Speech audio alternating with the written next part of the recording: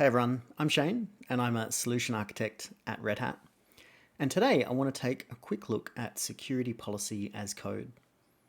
So at a high level, what we're going to do with policy as code is start to codify security policies. Now traditionally, these security policies may have been stored in spreadsheets or other static systems of record. What we want to do is start to codify these policies so that we can start to use them and activate them. So here we're storing codified policies in a Git repository. And then we have a GitOps workflow that's going to take those codified policies and apply them to our platforms and services. So there's a number of benefits to this approach. It means we can better audit security policy. We can capture not only the security control we want to enforce, but how it's implemented. And we can also capture who's making changes to these policies and implementations. We can bring consistent policies across environments. So whether that's on premises or in the cloud, I can start to bring a consistent security policy now that I have these codified policies. And we can bring consistency to workflows. We can start to manage security policy like any other software development process. And importantly, we can start to introduce transparency. So we can bring developers and operators into these security workflows. And we can let everyone help build better security policy. So we don't have to provision access into many different systems. We can collaborate through this policy as code approach. So I want to look at a quick demonstration. I'm going to show how we can codify security policies for Red Hat Advanced Cluster Security for Kubernetes. So this is a Kubernetes native security platform. And I'm going to manage applying those codified policies using Ansible.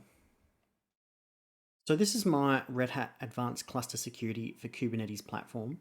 And you can see here that I have a number of security policies, and these apply across the build, deploy, and runtime stages of my container application lifecycle. So let's look at one of those policies, curl in image.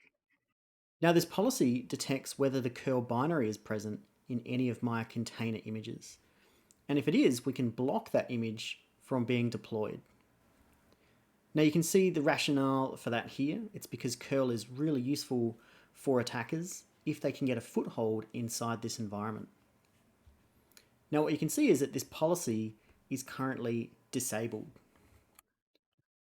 Now what I've done is using the ACS RESTful API, I've taken those security policies and I've codified them. I've created a JSON representation of those policies that I can manage inside my Git repository. So you can see an example here for that curl in image policy. Now what I want to do is be able to enable that curl in image policy. So I'm going to update this disabled flag from true now to false. And if I commit and push that change, we'll just give it a quick message. We'll say enable curl in image policy, and I'm going to commit and push that change.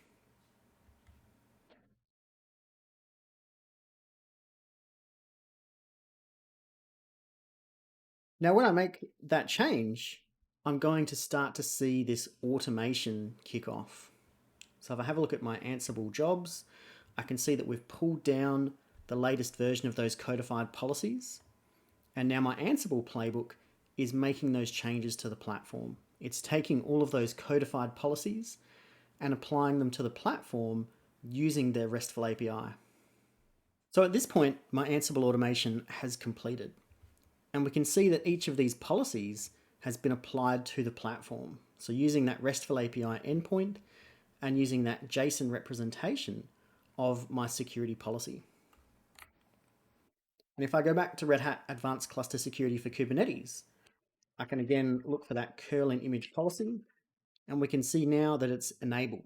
So that policy now reflects my codified policies stored inside that Git repository. So that was a really quick introduction to security policy as code. And in that demonstration, I showed how we can take those codified security policies and apply them to my ACS platform, in this case using Ansible playbooks. Now, if you want to see the Ansible playbooks I've created, I've linked them below this video, and I'll see you in the next one.